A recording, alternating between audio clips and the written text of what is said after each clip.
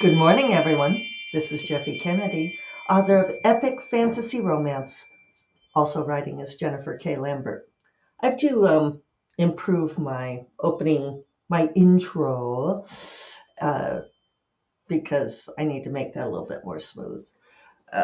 Since it occurred to me that I needed to really start discussing the new pen name since we are a couple months out from releasing Never the Roses, my first book under Jennifer K. Lambert. Anyway, today is Monday, April 28th. And if you are on video, you will see we are doing the stripped down uh, in in process video. I am semi schleppy. I got my hair done on Saturday, so it's fully more red, but also like, I don't know. I didn't want to wash it this morning yet because I wanted the color to have some time to sit. Uh, and also, I'm wearing my painting clothes. The wall behind me is uncharacteristically bare. If you're used to watching this video, you will be like, what the hell? Or maybe you don't say things in a silly voice like that. Yeah, so I'm going to get the painting finished today. Uh, Friday, I fly to Toronto. I will be at the Love and Romance Con in Toronto next Friday and Saturday. So I think I will do a podcast on Thursday. This will make my mother very happy, so that you can see the new background too. And then you won't get a podcast for like a week unless I do something with Kelly. I'm going to be visiting my darling friend Kelly Robson and her wife Alex Delamonica. And then later in the week, I'm going to be staying at Marianne Maharanja's house, and Susan Lee will be there also. So maybe the three of us will be on the podcast together. That'd be kind of fun. Uh, I always say I'm going to do these things and then I don't. So, but I know it would be fun for you all. I used to do a lot of interviews and I kind of stopped, and I know you all like them. So we'll see what we can do. But anyway, I am intent on finishing this project, the one that was not initially on my list of things I wanted to get done during this writing hiatus, but it kind of took over everything. And my closet's so pretty. But let me tell you, regular listeners will know that I have been intent on finding an organization system for all my freaking bookmarks, because I'm going to show you what I do with it. Well, right now it's a tote bag full of bookmarks that I at least have them rubber banded together. But I finally decided that I couldn't find here in Santa Fe the thing that I was looking for. I'm now thinking, did I even say I'm here with my first cup of coffee? This is a scattered morning. Like, I didn't get the Wordle until 5. I accidentally used the hand soap. I have hand soap on the right side of my sink and my face soap on the left side of the sink in little glass dispenser thingies. And I didn't realize that I have one of those Clairsonic things for my complexion, which it's actually one of the best things I ever did. It's great. If you're thinking about getting one, it's fantastic. But I must have like squirted the hand soap onto it and didn't realize until I was already going, and it was the scent that got me. And now my skin feels dry. It's been a rough morning, people. My life is really difficult. Uh, so anyway, I'm here with my first cup of coffee and determined to get this project finished. So I've been envisioning this thing like some sort of wall mounted thing where I can put all my bookmarks and be able to see them and to grab them easily. So like if I'm sending out books, I can grab a few bookmarks and throw them in there. Back to this thing of making like mailing things out, which is one of my most hated activities. More more frictionless. Can we say more frictionless? I want it to be frictionless, and yet I recognize that it's not going to be entirely frictionless. So, like, less frictionful, something like that.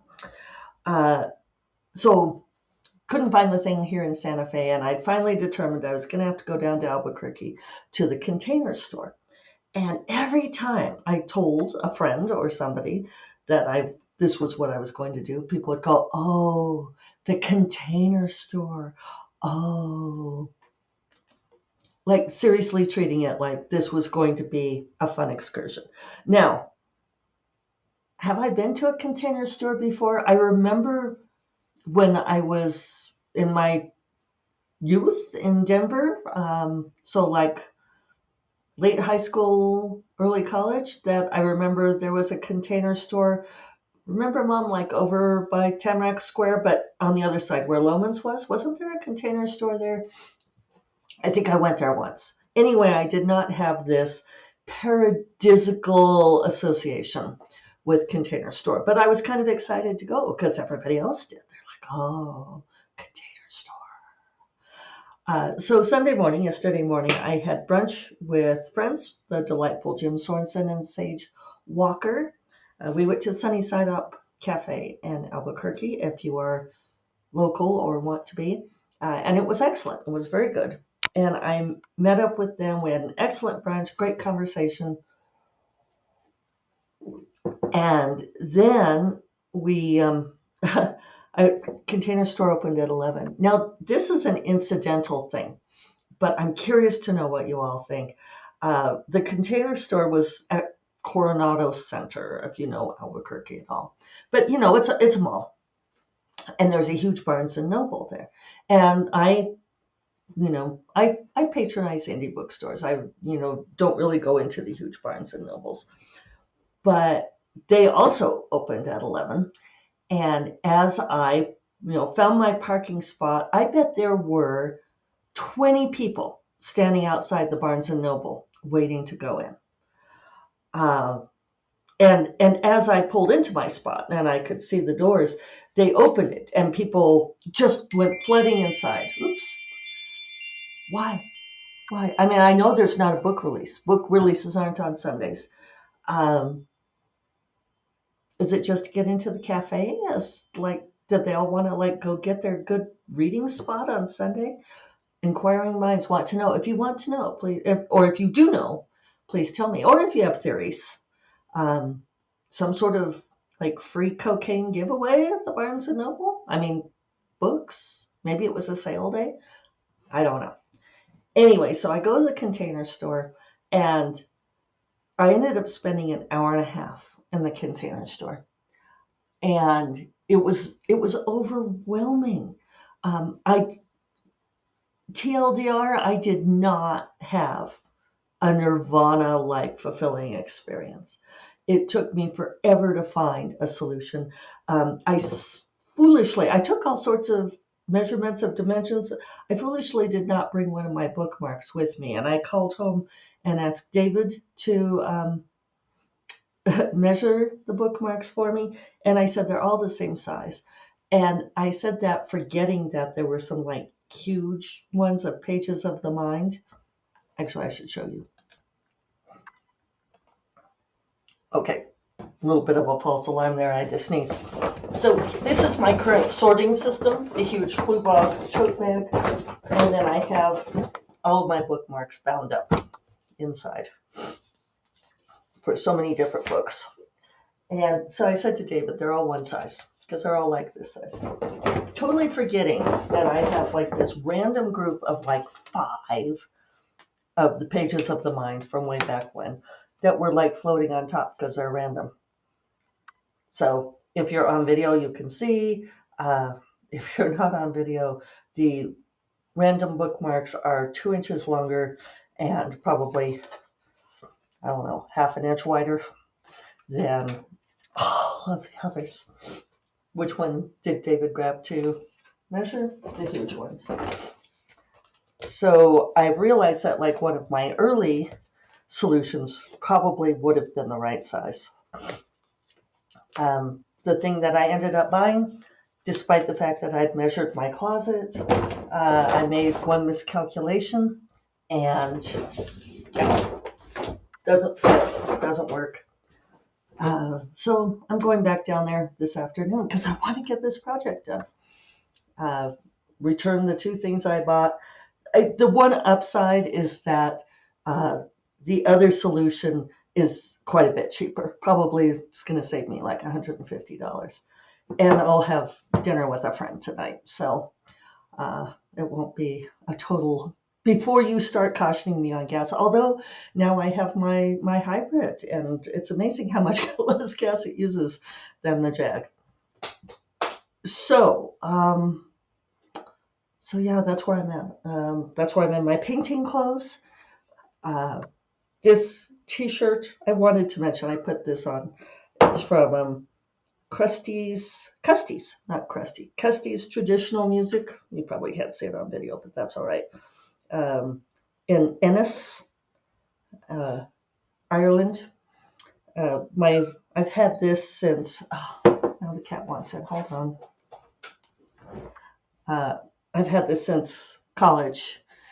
There was a gal from Ireland who was a postdoc who went to work at Washington School, and she stayed with us.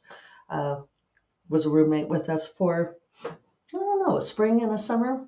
Paula. I really liked Paula, and it was her birthday, and I picked her up like a T-shirt from the campus shop, a souvenir, and and I remember Paula would always sit outside on our stoop, and this was St. Louis, so there wasn't a lot of sunshine, but boy, anytime there was, and she was, that beautiful pale complexion with the freckles and the red hair, and after her postdoc ended, she went back to Ireland. I think she was at Trinity College, but anyway, she must have been from Ennis, which I visited since. I should have gone to Custy's to see if they were even there. It didn't occur to me at the time. And yeah, so Paula sent me this shirt for my birthday. After it was sort of a shirt for a shirt, and then the sad ending to the story is that after she went back, Paula had melanoma and she died. One of two friends of mine who died from college, and I've since found out, and I think I've mentioned it on here, but I'm still perplexed by it. That what I thought was a plague of melanoma from the 80s was actually a plague of AIDS. That melanoma was so bad because people were contracting AIDS.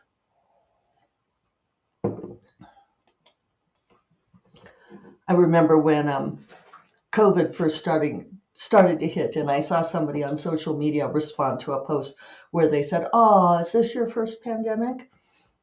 Referring to the fact that many of us had lived through the AIDS pandemic.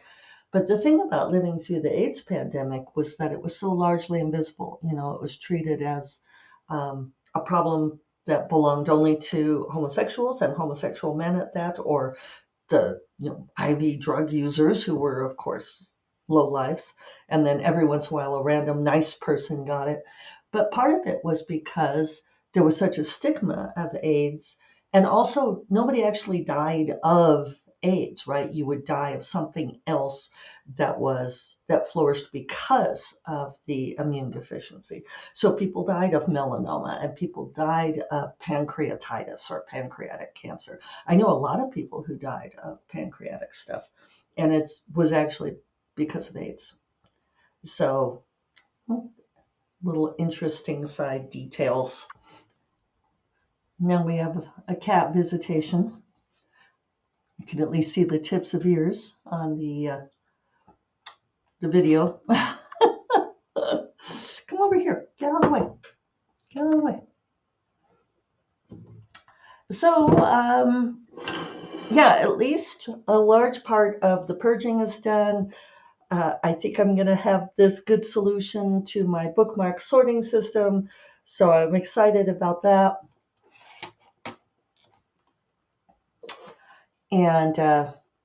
And soon it'll probably be after, or it will have already happened by the time you watch this podcast, because I probably won't get it uploaded before that.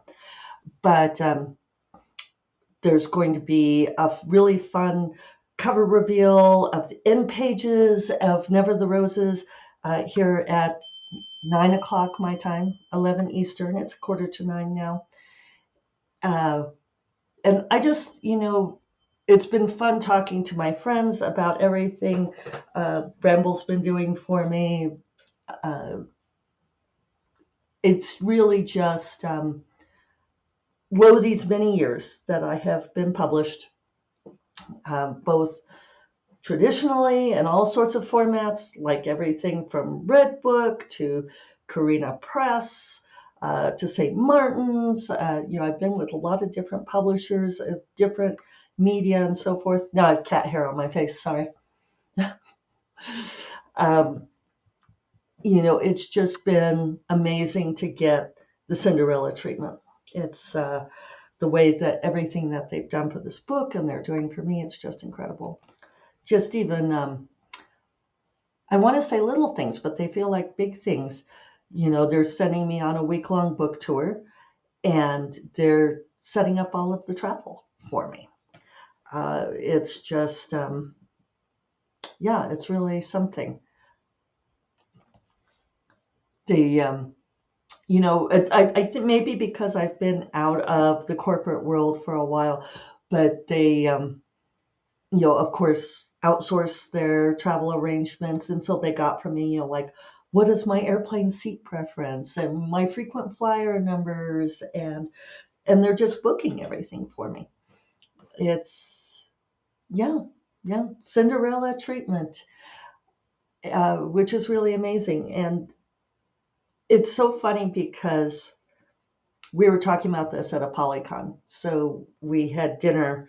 My friend and roommate there, Jennifer Estep, who has been in the business for a long time, very successful author, and Dina Ray, who's an aspiring author and who was serving as my assistant at the con. The three of us we traveled that day. We were tired. We went and had dinner at the steak restaurant at the hotel, which was perfect because it was nice and quiet, and we needed quiet. And Jennifer and I hadn't seen each other in a while. We talk on email and message, but we were just sort of catching up on things, catching up on gossip. And Dina was absorbing it and being the fly on the wall, which I totally get. That's a rare opportunity to, especially when you're a newbie author or aspiring author, to listen to two people who've been in the business for a really long time, just sort of exchanging professional talk.